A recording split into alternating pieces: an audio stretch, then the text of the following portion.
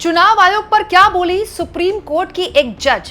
कैसे supreme court की एक जज ने चुनाव आयोग सहित उसकी कार्यप्रणाली और ज्ञानेश कुमार के तमाम आदेशों को एक तरह से आप कह सकते हैं बेपर्दा कर दिया, उसकी धज्जियां उड़ा दी। दोस्तों, इस देश में एक ऐसा चुनाव हो रहा है जिसके बारे में बात कोई नहीं कर रहा, लेकिन एक्चुअली में उसके बारे में सबसे ज्यादा बात होनी चाहिए। वो है पश्चिम बंगाल का चुनाव। सब जानते हैं दोस्तों कि पश्चिम बंगाल के चुनाव में 60 लाख वोट काटे गए हैं, जिसमें करीब 23 लाख वोट ऐसे हैं कि ये भी नहीं पता कि वो वापस से एड ऑन हो पाएंगे कि नहीं हो पाएंगे। ये तब है दोस्तों जब 23 अप्रैल को अब मात्र कुछ दिन बाकी हैं। 23 अप्रैल जिस दिन पहले दिन का चुनाव होना है। मतलब आप सोचिए, चुनाव का प्रचार चल रहा है, लेकिन वहां एक बहुत बड़ा चंक है वोटर्स का जिनको नहीं पता कि उनको वोट देने का अधिकार मिलेगा कि नहीं मिलेगा।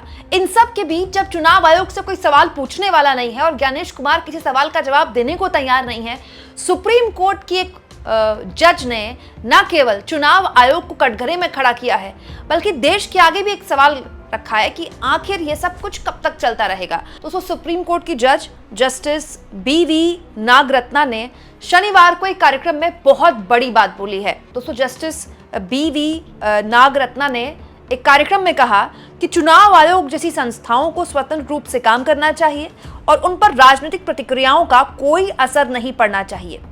चुनाव केवल समय समय पर होने वाली घटनाएं नहीं, वह एक ऐसा तंत्र है जिसके माध्यम से राजनीतिक सत्ता का गठन होता है।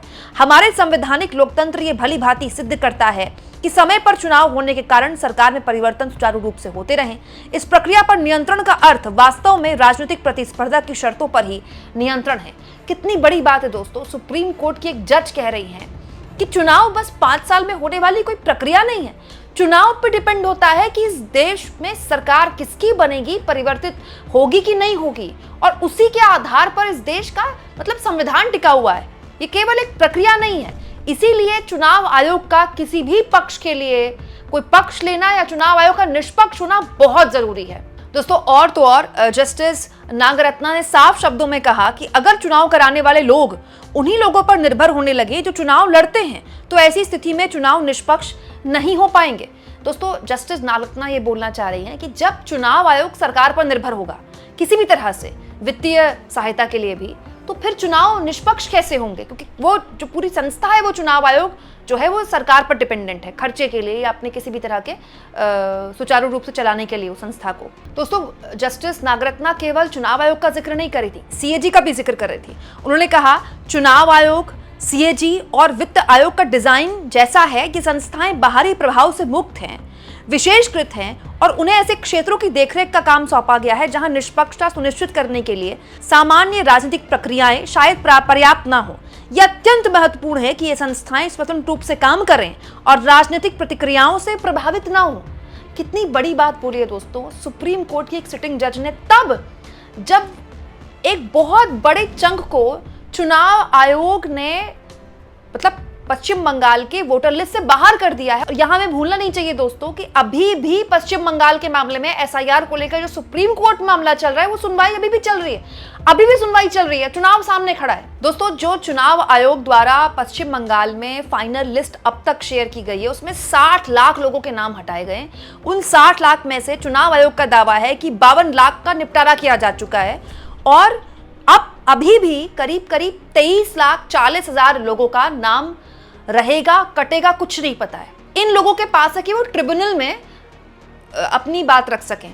और दिक्कत यह है दोस्तों, जिस ट्रिब्यूनल में इन लोगों ने अपनी बात रखनी है, उसका बुनियादी ढांचे का आता पता नहीं है, और तो और उसमें जिन जजों को इनकी सुनवाई करनी है, उन जजों की नियुक्ति तक अब तक नहीं हो पाई है। दोस्तों, लोग इस वक्त चुनाव आयोग के दफ्तरों में, इस ट्रिब्यूनल के दफ्तरों में लंबी लंबी कतारों के साथ पहुंच रहे हैं, अपनी अपनी प्रार्थनाएं लेकर कि हमारा नाम ना कट जाए, हमारा नाम ना कट जाए।